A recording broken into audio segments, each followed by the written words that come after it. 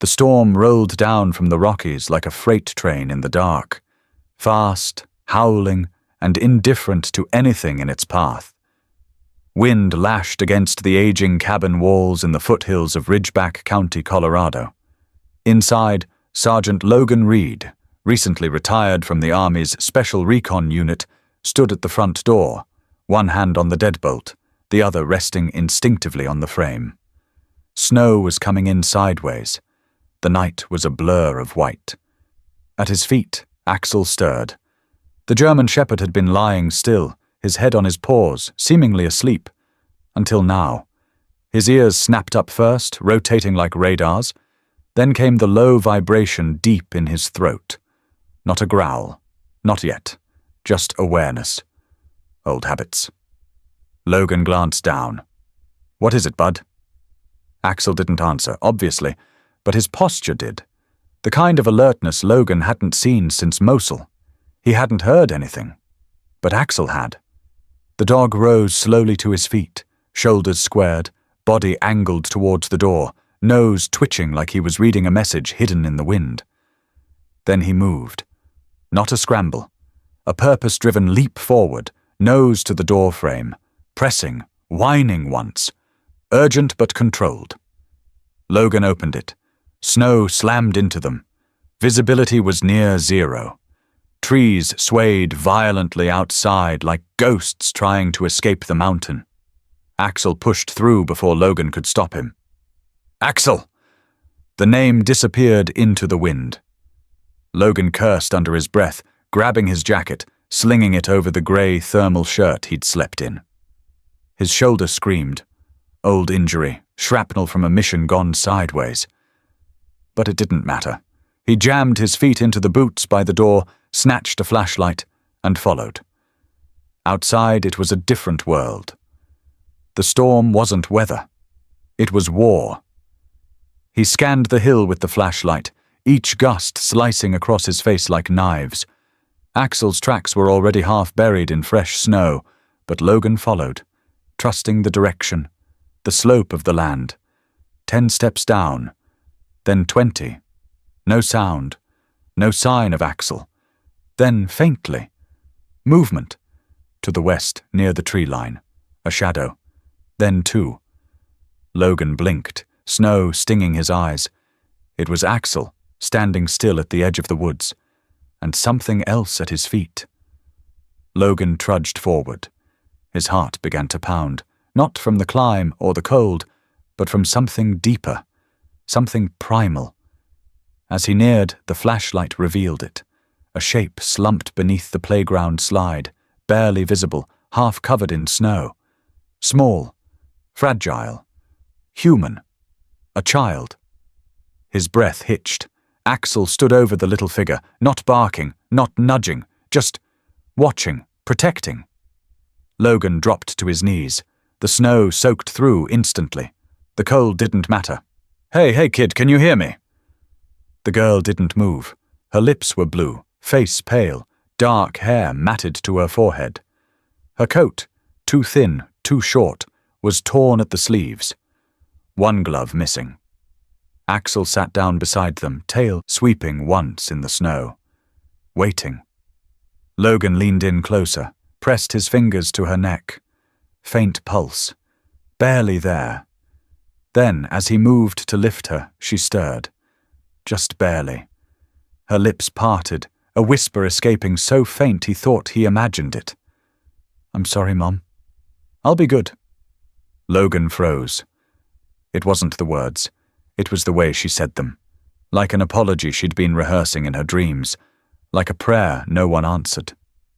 He scooped her up, tucking her body inside his coat, cradling her head against his chest. She weighed almost nothing. Her skin was like glass. "Come on, sweetheart, not tonight." He turned to Axel. The dog was already trotting ahead, clearing the path like he'd memorized the terrain. The way back was worse. Logan's boots sank deep. Each breath stabbed his lungs. His shoulder throbbed, but he kept going. Axel stayed just ahead, pausing only to glance back as if urging, "Come on, soldier. Move." At the porch, Axel scratched at the door once, then sat, sentinel posture, watching the storm behind them as Logan kicked it open and stumbled inside. Heat met them. Not much, just the glow of the fireplace and a propane heater humming from the corner. Logan laid the girl gently on the sofa, stripped her coat off, then her soaked clothes, wrapping her in every blanket he had. He set hot packs near her ribs and under her feet, then rubbed her hands between his palms. Axel didn't leave her side, not for a second. He laid down, resting his chin near her leg, his eyes locked on her face. Logan stood back, chest rising, falling, rising again. He hadn't felt his heart beat this hard since Afghanistan, not out of fear, but responsibility. He looked at Axel. "You found her." Axel didn't flinch. He just blinked. The storm howled outside, rattling the window panes like distant gunfire. But inside that cabin, a new silence settled. Not the cold kind, the kind that held its breath, waiting to see if life would fight its way back.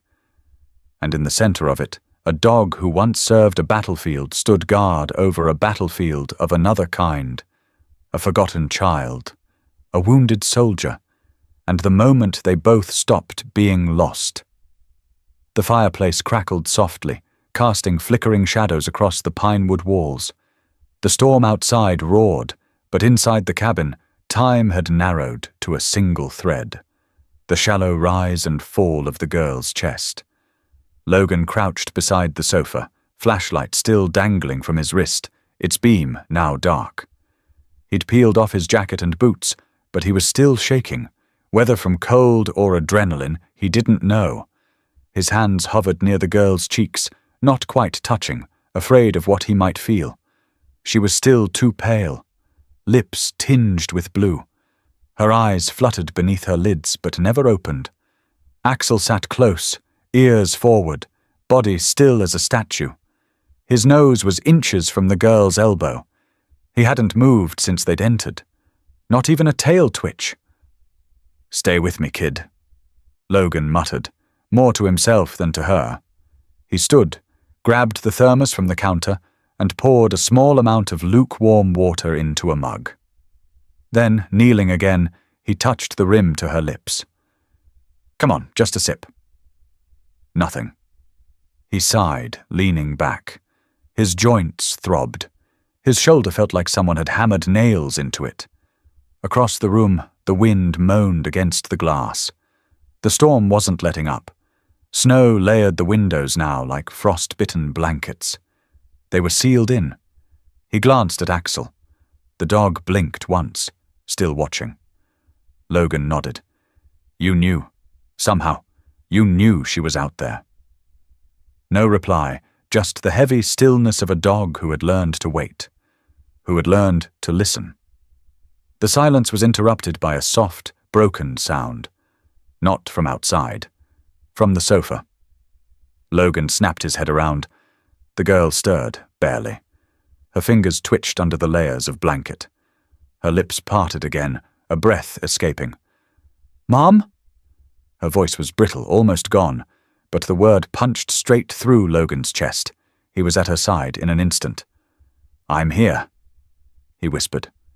She blinked. Her eyes, dull but open, landed on him. Then on Axel. She flinched. "It's okay," Logan said quickly, holding up both hands. "You're safe here. Nobody's going to hurt you." She didn't speak, just pulled the blanket closer around herself and stared at Axel with something between awe and confusion. "He's the one who found you," Logan said. "Axel. My partner. He doesn't bark much unless it counts." Axel's ears perked slightly at the sound of his name. The girl looked at him, then at Logan. Her lips moved, but no sound came. "You want water?" Logan asked, reaching for the mug again. She nodded, just barely. He helped her sit up, careful not to push too fast, and held the cup while she sipped. She coughed once, then kept sipping. "What's your name?" he asked. She hesitated. "Callie." she whispered. "Callie, that's good. I'm Logan. This is my cabin, and you're gonna be okay." She didn't respond. He could see it in her posture. She was bracing, waiting for the next hit, the next cruel word, like pain was the only thing she knew how to prepare for. Logan sat back on his heels. "Do you remember how you got out there?" She looked away. "It's okay," he said again. "You don't have to talk now." He stood, walked to the stove, and started heating broth. Chicken and rice, from a pouch, but warm. It would have to do. While it simmered, he grabbed a dry towel, knelt beside Callie again, and gently dabbed at her hairline. She tensed at first, then allowed it.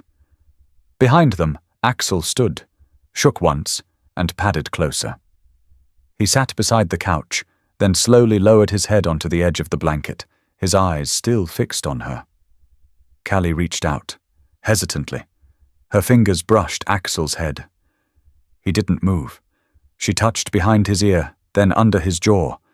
Her hand stayed there. A beat passed. Then two. And just like that, the atmosphere in the room shifted. Not much, but enough. Logan saw it in the way her shoulders dropped a fraction. In the way Axel's tail thumped once, a quiet rhythm of reassurance. Logan returned with the mug of broth and handed it to her. "You don't have to eat it all, just enough to warm up." She drank in small, careful sips. Her hands trembled. Then, when the cup was empty, she looked at him. Director. A flash of something in her eyes, defiance or desperation, he couldn't tell. "Are you going to call them?" she asked. "Who?" She looked away. The people I stay with." Logan didn't answer right away. "Do you want me to?" "No." The word came too fast, too sharp. He nodded slowly. "Okay." Callie shrank into the blanket. Her hands gripped the edge of it tightly now, as if she'd said too much. Logan rose, backed away. Let her have space. He stood by the window, looking into the storm, though there was nothing to see. Just a swirling white world. Then, after a few minutes, he heard a sound behind him. Pages flipping. He turned. Callie was holding a small, tattered notebook in her lap. It must have been tucked in her coat. She was flipping through it quickly, almost frantically. Then she stopped, settled on a page, and held it close like it was armor. Axel shifted his position but didn't move away. He stayed with her, as if he knew. Logan made a mental note. That notebook mattered. He wouldn't press her about it yet. But he'd seen enough overseas to know. Kids carry what they can't say. He moved to the fireplace, added another log, then crouched by Axel and rubbed behind his ears. "You did good, buddy." Axel glanced at him briefly, then returned his gaze to Callie. She didn't notice. She had curled slightly, one hand tucked under her cheek, the other still gripping the notebook. Sleep came for her like a thief, soft and sudden. Logan covered her with one more blanket, then stood back, arms crossed, watching her breathe. He didn't know where she came from. He didn't know who had let her freeze in a park alone. But he knew one thing as surely as he'd ever known in war. Axel hadn't led him to just any child. He'd led him to someone who was meant to be found. Morning came slow, wrapped in a blanket of silence and grey. The storm had calmed to a whisper, but the world outside remained frozen in thick white. The windows of the cabin glowed faintly with light, like a lantern half buried in snow. Logan stood by the kitchen sink, nursing a mug of weak coffee. His shoulder ached. Sleep had been shallow, broken by dreams that started in Afghanistan and ended under a playground slide. He glanced at the living room. Callie was still asleep on the couch, curled up under layers of flannel and wool. Axel hadn't moved all night. He lay nearby, back to the fireplace. Body relaxed, but not unready. Always listening. Logan watched the way the dogs. Ears twitched even in rest. Old instincts, unshakable. He reached for the first aid kit, rewrapped the girl's hands with fresh gauze. They were still red and raw in places. Frostbite, but minor. She'd gotten lucky. Or maybe Axel had made the difference. Afterward, he made oatmeal, basic but warm, and set it on the coffee table near her. Then he sat on the stairs that led to the loft, letting the heat of the mug seep into his fingers, while his eyes traced the quiet inside his cabin. This place was never meant to hold anyone else. It was where you came to disappear. And now it held a child. She stirred mid-morning, blinking slowly like her brain had to reboot before trusting what her eyes saw. "Hey," Logan said quietly. "There's food if you're hungry." Callie sat up stiffly. She didn't look at him, but she reached for the bowl. Axel lifted his head and thumped his tail once.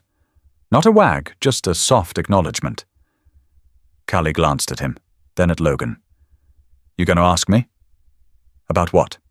"Why I was there, who I ran from, what I said last night." He shook his head. "Only if you want me to." A pause. She didn't respond. Just took a bite of oatmeal, then another. Her hand still trembled slightly. Not from cold now, but from habit. After a few minutes, she set the bowl down and reached for the notebook again. She pulled it close, like a shield. "Do you know a woman named Rachel?" she asked suddenly, voice tight. Logan blinked. "Rachel was my sister." Callie looked up, eyes locking onto his for the first time. "My mum." The air left the room. Logan stared. He hadn't seen Rachel in over a decade. She'd left town in a storm of slammed doors and angry words, pregnant and proud, refusing help, burning every bridge. Now her daughter was sitting in his living room, and his dog had found her in the snow. He sat forward slowly, elbows on knees like his bones had turned to stone. "I didn't know," he said. "She never told me. She never sent anything." "She tried," Callie said, "I think. But then she got sick. Really sick. And by the time I was 7, she couldn't get out of bed. And then, one morning she didn't wake up." Axel stood up now, walking to her side, nudging her hand with his nose. She stroked his head absently, eyes far away. "They said she overdosed," Callie murmured. "But I saw the bottles. It wasn't like that. She was just tired." Logan's jaw clenched. Too many images flooded his mind. Rachel with that wild, defiant grin. Laughing too loud. Living like she didn't owe the world an explanation. "She used to say," Callie continued, "that I wasn't a mistake. That no matter what anyone else said, she was glad I was here." "She told me that too," Logan said. "Once, back when she left. I just didn't believe her then." Silence stretched between them. Axel settled back down but didn't take his eyes off Callie. "After she died," she went on, "they sent me to Tracy and Marty. Some kind of cousin arrangement, paperwork. I don't remember most of it." "Tracy?" "My mom's half-sister, I think. She and Marty already had a kid.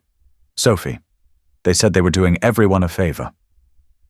Logan exhaled slowly. Callie pressed her notebook to her chest. "She told me, if anything ever happened to her, I should find you. That you lived in the mountains. That you'd listen." Logan swallowed hard. Axel looked at him. The dog didn't speak. He never did. But Logan could feel it in his stare. "You listening now?" "Yes," Logan said softly. "I am." Callie's shoulders sank slightly, like a knot had been loosened inside her ribcage. But then she added, "They said you didn't want her anymore, that the whole family cut her off." Logan winced. There's some truth in that, not the part about not wanting her, but yeah, I didn't know how to help her, and I let the silence grow. Callie didn't reply, but the way she looked down told him that truth was worth more than apology. After a moment she said, They made me sleep in the basement. Said I talked too much at night. Said I ate too slow. Axel rose again, paced once, then returned to her and pressed his body against her side. Callie leaned in, resting her cheek on his shoulder. I didn't steal that game, you know? She said suddenly. They said I took Sophie's Nintendo, but I didn't. I think she planted it. Logan stood and crossed to the bookshelf. He grabbed an old photo album, one Rachel had given him before she left town. He hadn't opened it in years. He flipped through until he found it, Rachel holding a newborn. Her eyes swollen from crying, but her smile fierce. Logan was beside her in uniform, looking awkward as hell. He showed it to Callie. That's you, he said. Her eyes flicked down, and for a split second, the child disappeared, and someone older blinked back. That was her necklace, Callie whispered, pointing at the chain in Rachel's hand. I have it, she added, reaching into her coat and pulling out a worn leather pouch. She opened it and showed him. A tarnished silver pendant, engraved with the initials RLT Rachel Lee Turner. Logan nodded once. Then I guess we both know this isn't just coincidence. Callie tucked the necklace back into the pouch. Her hand lingered on it before she zipped it shut. The fire popped softly. I don't want to go back there, she said. Not ever. You're not, Logan answered. Not a promise. A fact. Axel, still beside her, closed his eyes. But even then, his body stayed ready. As if he understood this wasn't the end of the fight, only the beginning. By the second morning, the snow had settled into thick, glittering silence. The storm had passed, but the cold clung to everything like it had unfinished business. The world outside looked peaceful, but Logan Reed had learned not to trust the quiet, especially when it came too soon. Inside the cabin, warmth bloomed from the fireplace and filled the space with a kind of hush. Callie sat at the kitchen table in one of Logan's old flannel shirts, sleeves rolled 3 times over. Her notebook was open, pencil in hand, drawing lines and shadows with quiet concentration. Axel lay beneath the table, head resting across her socked feet. He didn't nap so much as monitor with his eyes half-lidded, body loose but never unaware. If Callie shifted, Axel adjusted. If the pencil stopped, he opened his eyes. He was tethered to her now. Logan at the counter watched them both. There was a gentleness to the way the dog stayed close. Silent loyalty that didn't ask for thanks. Just presence. I called into town this morning, Logan said, keeping his voice even. Callie's pencil paused. I needed to let someone know you're safe, that you're here. The girl didn't look up. They'll come. I figured. Her shoulders tensed. She still didn't lift her head. I also called a friend of mine. Logan continued. Daniela Hale. She's not with the local sheriff's department. She's with Child Protective Services, out of Summit County. She's seen some things. The kind of person who listens before she talks. Callie looked up now. Her eyes were clear, but braced. You don't believe me? I do, Logan said simply. That's why I want someone good in your corner when the rest of them show up. She swallowed and nodded once. He could see it, how she didn't trust the warmth yet, how she still sat like someone waiting to be thrown out. Logan pushed away from the counter, stepped into the small utility hallway. From the top shelf of the closet, he pulled down a battered metal box, one he hadn't touched in years. Inside were old documents, war photos, a faded envelope. Rachel's handwriting, still sharp after all this time. He brought it to the table and laid it gently in front of Callie. She wrote me once. Right after she left town, I never answered. Callie opened the envelope slowly. The letter inside was short, jagged, like Rachel had written it in a single breath. Callie read it once, Then again, lips tightening. She said you were the only person who ever stood up for her. I was 17, Logan said. I didn't know how to fight the right battles. By the time I figured it out, she was gone. Callie folded the letter back into the envelope and closed her notebook. For once, she didn't look smaller for what she carried. She looked older. She tried, she said, but they didn't want me. Logan didn't ask who. He knew. The knock came at 11:42 a.m. 3 short raps, professional, measured. Axel stood in a heartbeat. He didn't bark, but his entire frame shifted, all muscles and memory. He stepped in front of Callie before Logan could say a word. Logan opened the door. Daniela Hale stood on the porch, in a long wool coat and a knitted hat. Her breath steamed in the cold. Behind her, a deputy Logan didn't recognize leaned against a county SUV. Logan, Daniele said with a nod. Mind if we come in? He stepped aside. Daniele moved inside with quiet efficiency, scanning the space without judgment. Her eyes softened slightly when she spotted Callie, and the dog planted beside her. Callie, I'm Daniele. I'm here to make sure you're okay. Callie didn't speak. Axel didn't move. Daniele knelt slightly, giving the girl space. You're not in trouble, I promise. The deputy entered then. Tall, barrel-chested, tired-looking. Badge read M. Keene. Logan offered a stiff handshake. You're not local. Summit County pulled me in. The sheriff wanted neutral ground. Neutral. Logan had been in combat zones with less loaded language. Daniela turned to Logan. We got a missing persons bulletin from Fairgrove. She was last seen 3 days ago. Her legal guardians filed a report. Tracy and Marty Blake, Logan said. Correct. They weren't looking too hard? Callie muttered. Daniele looked at her. Would you like to talk about it? Callie glanced down at Axel, and then, surprisingly, nodded. For the next 15 minutes she talked, quietly, without drama. She talked about the cold basement, about not being allowed upstairs without permission, about being accused of stealing, about meals missed for tiny mistakes, about the party she wasn't clean enough to attend. Daniele took notes slowly. The deputy shifted uncomfortably. When Callie mentioned the game console planted under her mattress, Axel growled. Low. Controlled. Daniele looked at him and nodded once. Got it. Then came another knock. This one sharp. Familiar.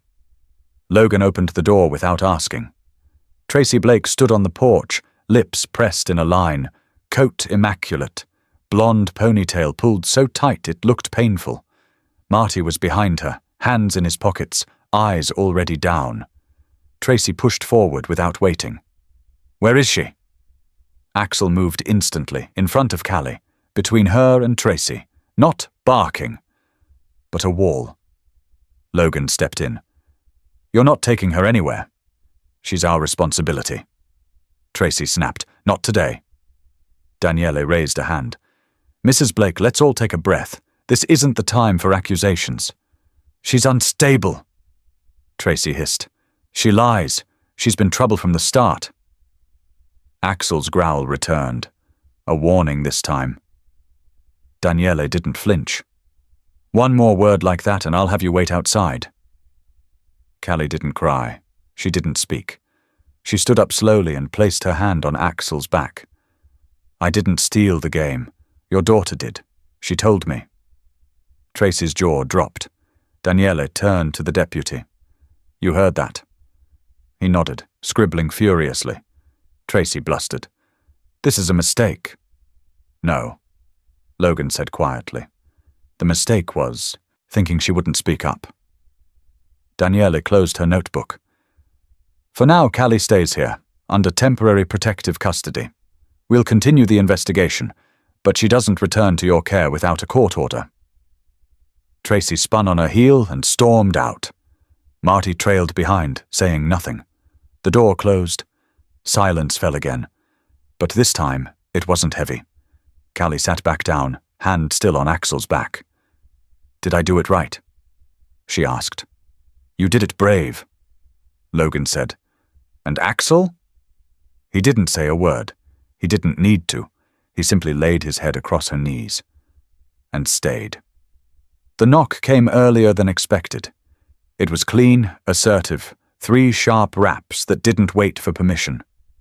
Logan stepped away from the sink where he'd just set a second pot of coffee on the stove. Axel was already on alert. He had been resting near the fireplace, one eye half closed while Callie quietly drew in her notebook again. But the moment the knock sounded, his ears pivoted. He rose without hesitation and positioned himself near Callie, not blocking her view, but close enough to intercept. Logan walked to the door and opened it without a word. 2 figures stood on the porch. The first was Deputy Marshal Ray Milner, broad-shouldered, late 50s, wearing a long navy parka zipped all the way up, with a clipboard clutched tightly to his chest.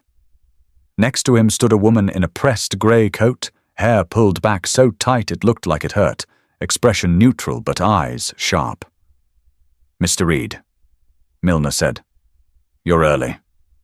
Logan replied flatly. "We like to catch people off guard," said the woman. She extended a gloved hand. "Tracy Blake, Guardian ad litem." Callie froze behind him. "Callie," Tracy called inside, smiling a smile that didn't reach her eyes. "You remember me, sweetheart? We've been so worried." Axel's growl was immediate. It wasn't loud. It didn't need to be. It was the kind of low rumble that vibrated the floorboards and traveled through your spine. Callie's voice was barely audible. "Don't let them take me." Logan didn't turn. "You'll talk to Ms. Hale first. She's still lead on this." Milner stepped in. "Actually, there's a procedural shift. CPS has transferred temporary jurisdiction back to county review. There's going to be a formal hearing. But in the meantime, we need to talk to the Blakes." Logan narrowed his eyes. "In this house?" "Neutral ground," Tracy replied, walking in like she owned the floorboards. Axel didn't move aside. She stopped inches away from him and gave a high-pitched, mocking chuckle. "He's always had behavioral issues, hasn't he?" "He's reading yours," Logan said quietly. "And he's not impressed." Callie hadn't moved. Tracy leaned just enough to glance at her. "Sophie was crying last night, you know. She's heartbroken. Said you lied. Said you made up those stories about the basement, about the party, about the Nintendo." Callie's hand clenched tighter around her notebook. "I didn't lie." Tracy's lips curved. "That's not what the statement says." Milner stepped forward, flipping open the folder. "We have signed affidavits from both guardians, Sophie included." Axel's tail stiffened, his whole body tensed. "Let her speak," Logan said. "Let the girl speak." Milner looked at Tracy. She rolled her eyes. "Fine." Callie stood. Not tall, not brave in the way movies describe, but steady. She stepped forward and put her hand on Axel's back, grounding herself. "You told me to say I took it," she said. "You told Sophie I was the reason her party got ruined. But it was you. You threw away my shoes the night before. You said dirty feet didn't belong upstairs." Tracy blinked, mouth opening slightly. "And you told me I wasn't family. Not really. That I was... What was it?" Callie's voice dropped. "The ghost of Rachel's mistake." Logan inhaled sharply, his fists clenched. "I kept the notebook," Callie said. "I drew everything, because I didn't think anyone would believe me unless they saw it." She opened to a page and held it up. A pencil sketch, shaky but vivid, of a cold basement with a cot near a freezer and a girl curled under a blanket. Axel stepped forward with her, his nose brushing the page. "I remember that room," he said softly. Milner blinked. Then quietly, the front door creaked open again. Daniela Hale entered, holding a piece of paper. "I just got off the phone with a neighbor," she said. Ms. Clara Donnelly, retired teacher, lives 2 doors down from the Blakes. She called in to say she saw Callie outside in 30-degree weather. Multiple times, once in pajamas, once barefoot. Milner stiffened. I've submitted the call log, Daniele added. And she wrote a sworn statement. Tracy scoffed. Oh, please, that woman's half blind. That woman taught your husband in 4th grade. Daniele shot back. And she remembers what integrity smells like. Axel barked once, just once. But it was enough. The room stilled. Tracy's voice cracked. She doesn't even belong to you. She does now, Logan said. Daniele nodded toward Milner. Given the new witness and Callie's consistent statements, I'm filing for emergency foster placement under the care of Mr. Logan Reed. We'll let the judge decide from here. Tracy turned red. Marty, silent until now, finally spoke. Let it go, Tracy. She rounded on him. You think I'm the villain here? You made her sleep in the basement. That sentence hit like a window breaking.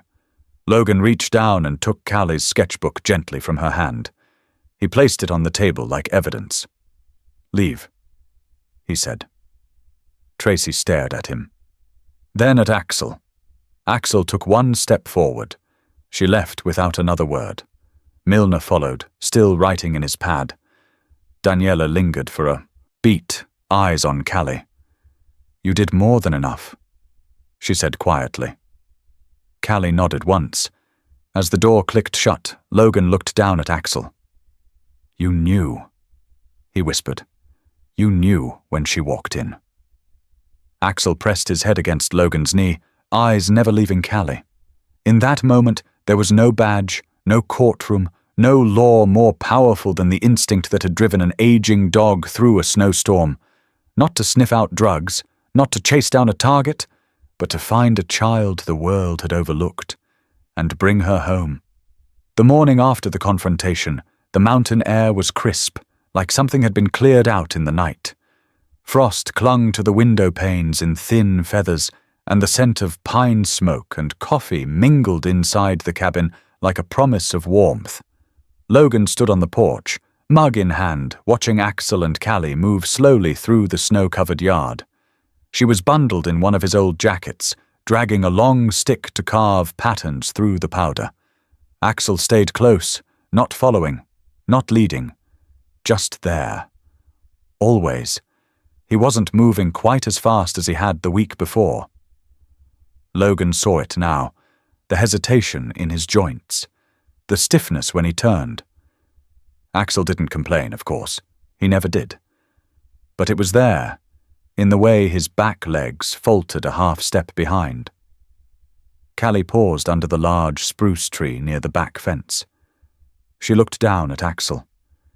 You okay, old man? Axel wagged his tail once.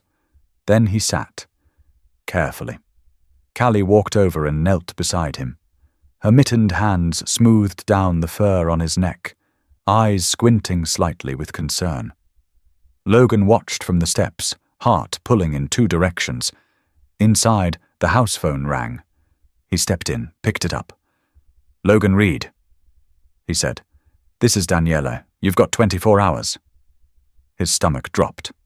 What? Judge Berman is fast-tracking the review. Tracy's lawyers are pushing hard. They're trying to paint you as unstable, combat veteran, PTSD, living off-grid. They're making noise. They never even wanted her. They do now, or at least they don't want to lose. Logan's grip on the receiver tightened. What can I do? Get character letters, photos, witness statements, anything. If you have proof Rachel wanted Callie with you, now's the time to show it. I've got her letter, and something else. A recording. Daniele paused. Of what? Rachel, her voice, talking to Callie. I found her old dictaphone in the closet. There was a beat of silence. Then, get it ready. And be in court tomorrow morning, 8 a.m., Summit County Courthouse. No exceptions. Logan hung up and stared at the wall for a long moment. Then he moved. Callie came in 5 minutes later, cheeks pink from the cold, Axel trailing behind her like a weathered shadow. "Logan?" she asked, sensing something had shifted. He crouched to meet her eyes. "We're going to court tomorrow. They're going to ask you questions, probably hard ones." She didn't flinch. "Do I have to go back?" "Not if we can help it." He glanced at Axel, who lowered himself slowly onto his bed, letting out a long breath through his nose. "You okay, bud?" Logan asked. Axel blinked, but didn't rise. Callie moved to his side, running her fingers over his flank. "He's been slow all day," she said softly. "Did you notice?" "I did. He still came with me, all the way to the fence, even though he was tired." Logan nodded. "That's what he does." Callie leaned her head against Axel's shoulder. "I want to stay," she said. "Here, with him, with you. I know." That night, Logan dug out the dictaphone again. The casing was scratched and old, but it still worked. He rewound it carefully until the soft click of the tape stopped. Then he pressed play. Rachel's voice filled the room. Faint, breathy. "I don't know if anyone will ever hear this. I don't know if you'll ever meet your Uncle Logan, but if you do, I want you to know, he's not the kind who says a lot, but he shows up. He always did." Callie didn't blink, just sat cross-legged on the floor, Axel's head in her lap. "I messed up a lot, baby.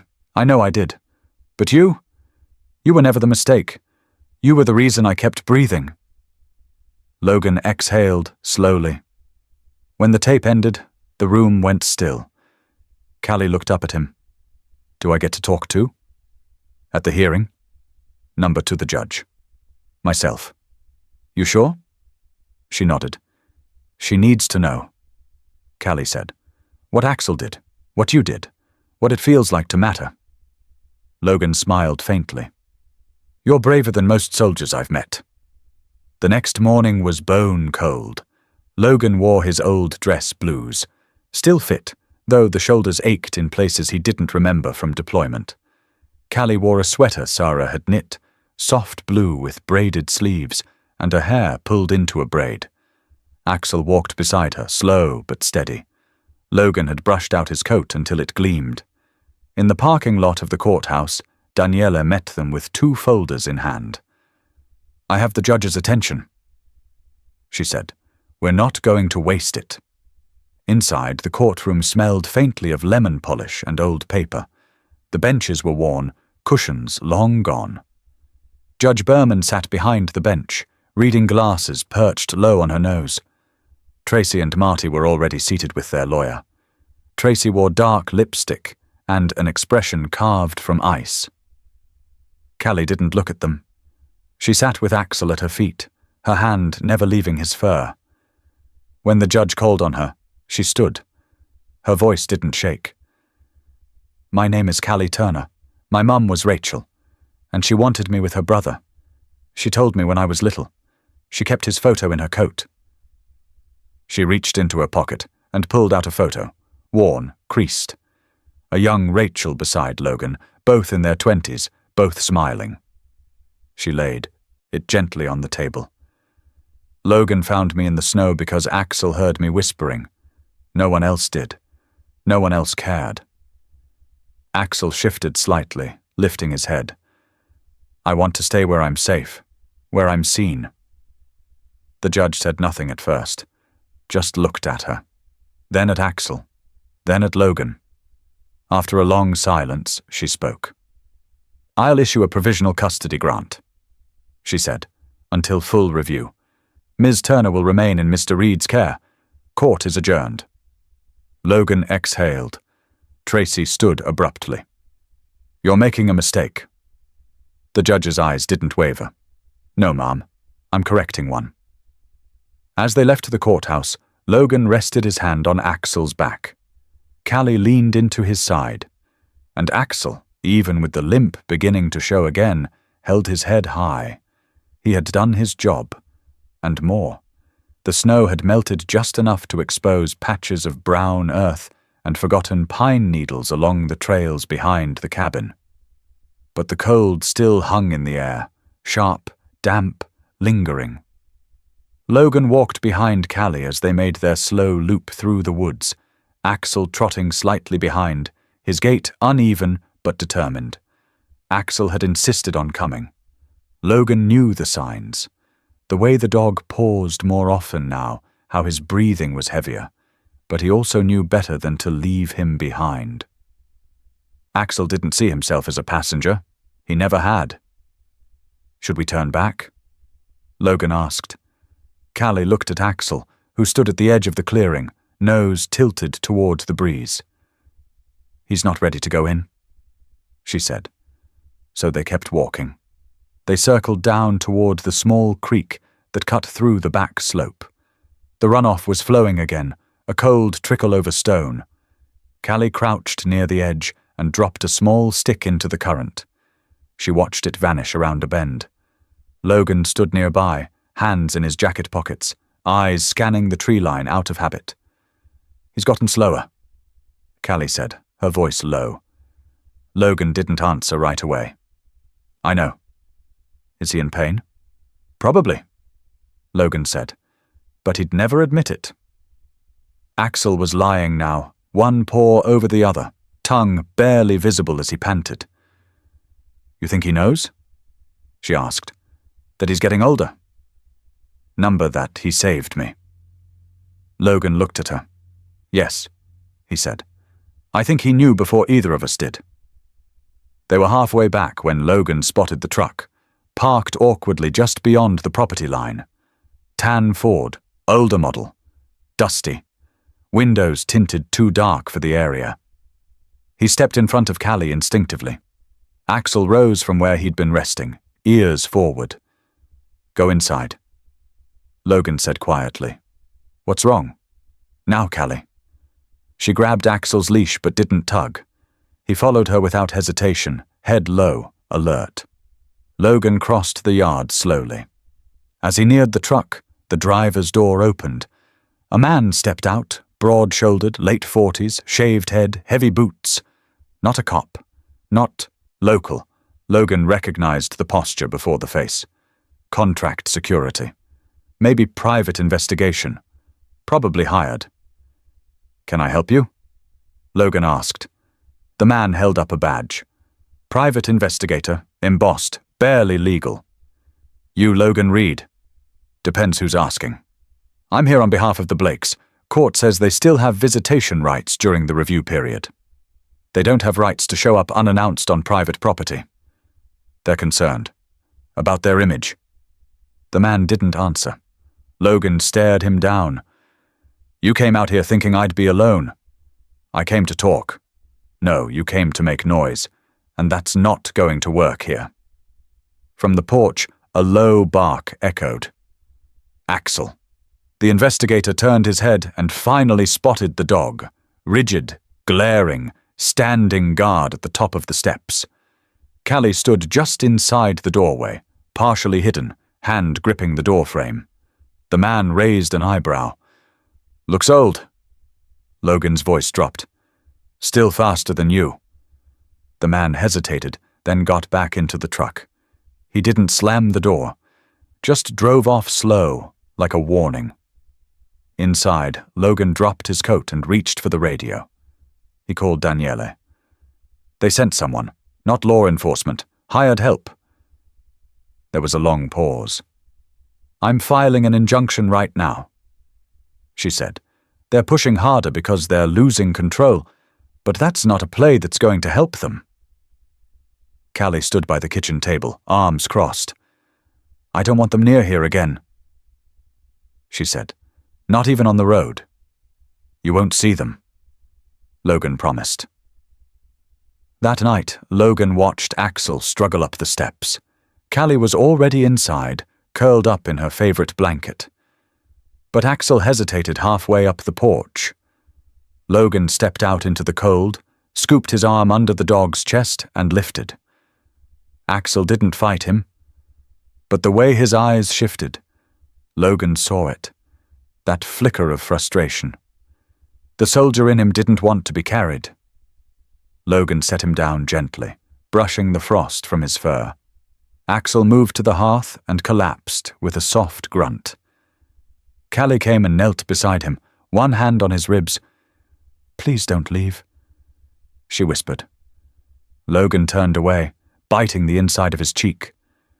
Later that night, after Callie had gone to bed, Logan stood outside in the dark, phone pressed to his ear.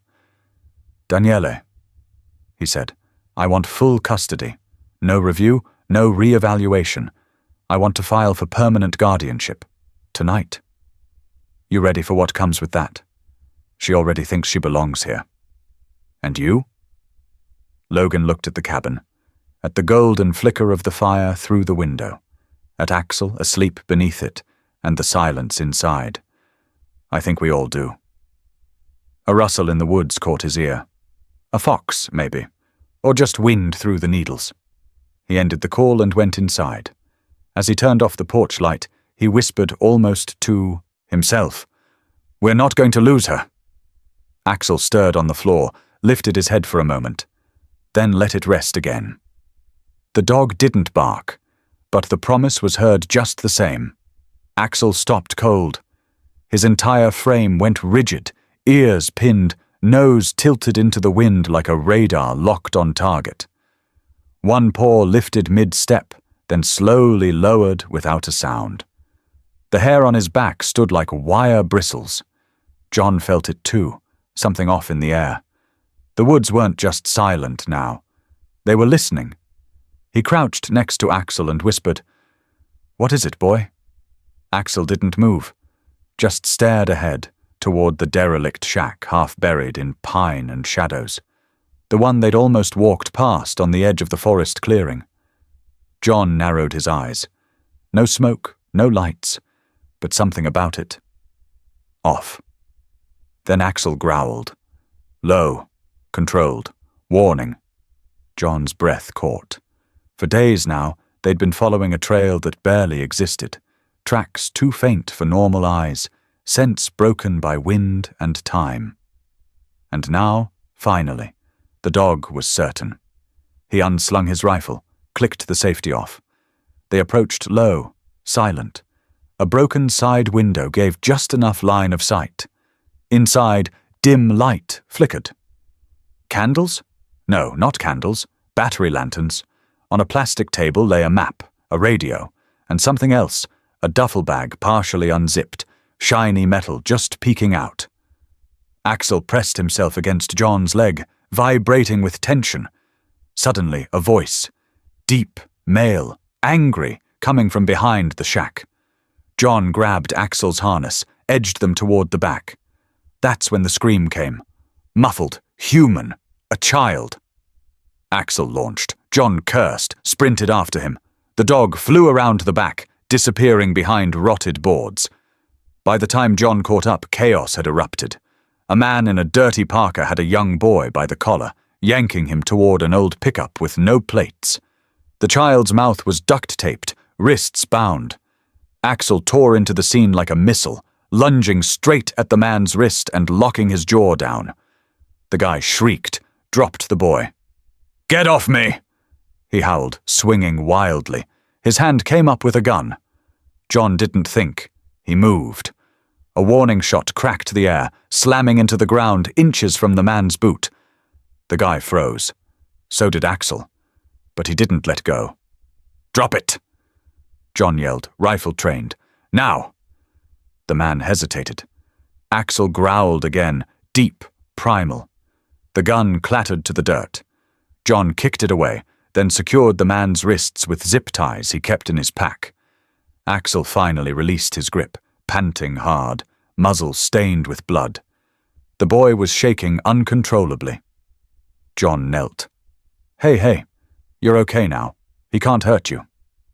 He gently peeled away the tape. The boy sobbed but nodded. Axel nudged closer and did something John hadn't seen in years. He licked the boy's hand. Just once. Slow. Reassuring.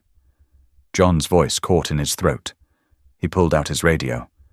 "This is Deputy Callahan. I've got a child recovered from the missing persons report. Alive.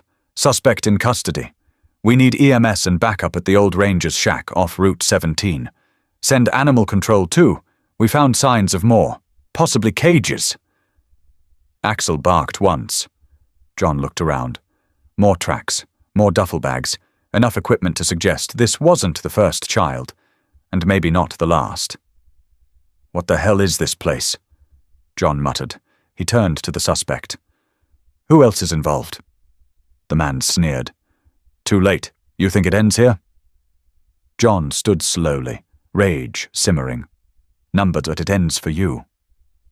Behind him, Axel stood guard between the boy and the suspect. Quiet, still, watching every move. He was no longer just a tracker, he was a witness. And he wasn't done yet. The boy sat wrapped in John's coat, knees pulled to his chest, shaking but breathing. His name was Caleb, 11, missing for 3 days. His eyes never left Axel. The dog sat just a few feet away, facing the shack with his head slightly tilted, like he was still listening. You did good, Axel, John whispered. But Axel didn't move. His ears stayed up, nose twitching in the air like he was reading something no human ever could. That's when John noticed. The radio on the table inside the shack was still crackling. A voice came through, faint, but real. Drop's been compromised. Clear and move to Site 2. You know the drill. John froze. Site 2.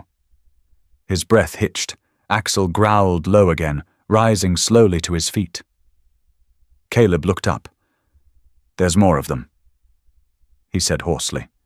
He kept talking about another place, where the others are. John's stomach turned. Others. Caleb nodded. Kids. He said they'd be gone by tonight. Axel barked once, sharp, urgent. John grabbed his radio. Dispatch, we have reason to believe a second location is active. Need immediate air support and backup. Start grid search. Kidnapping ring is larger than we thought. He looked at Caleb. Do you remember anything? A name, a direction, anything? Caleb wiped his nose. He called it the farm, said it's near the old train line. Axel moved to the edge of the clearing and waited, staring north. John didn't need a compass. Axel already knew. He hoisted Caleb onto the back seat of the SUV, secured him, and threw the emergency blanket over his lap. You're safe now. I'm not letting them take another kid. Caleb grabbed his wrist. Take him with you, Axel, please. John smiled, nodded. Wouldn't go without him. They barreled down the forest road, tires spitting gravel, sirens off. Time was too short for noise. Axel stood behind the front seats, steady even at speed. He was leaning into the turns, his body reading the terrain better than the tires. Every muscle poised, every breath purposeful. 10 minutes out, Axel began to whine softly, eyes fixed ahead. Then he lunged forward, pawing the windshield. John saw it, the faint plume of smoke in the distance, near the old tracks. As they slowed near the tree line, John spotted movement, 2 men loading something into a van. Small shapes, bound, kids. John's pulse spiked. He looked at Axel. You ready? Axel didn't wait. He launched out of the vehicle the moment the door cracked open. No hesitation. No command needed. He sprinted through the underbrush like a ghost, quiet and fast. One of the men turned just in time to get taken down hard. Axel hit him center mass, jaws locking on the man's arm before he could reach for the weapon at his belt. The second man froze. John raised his rifle. Don't even think about it. The man dropped the keys. The van doors flung open. 3 children blinked into the daylight, dazed, scared. Axel didn't release the first man until John was there to cuff him. Only then did he step back, sides heaving, eyes locked on the kids. One of them, a girl, maybe 9, reached out a hand slowly.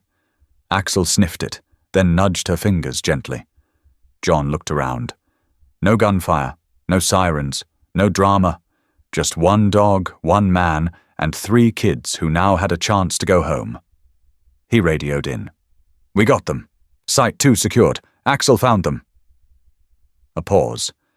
Then dispatch came back, her voice cracking. "Copy that. God bless that dog." John looked at Axel, but Axel wasn't watching him. He was staring off into the woods again. And this time, he didn't growl. He started to walk. Something still wasn't finished. Axel paused at the tree line, nose high, body tense but composed. John followed a few steps behind, his breath slowing, every sense now tethered to the dog. The forest ahead seemed calm, but Axel didn't trust calm. Behind them, the children were being cared for by EMTs. Officers swarmed the clearing, securing the scene. But Axel's ears stayed fixed forward. There was still something. Someone.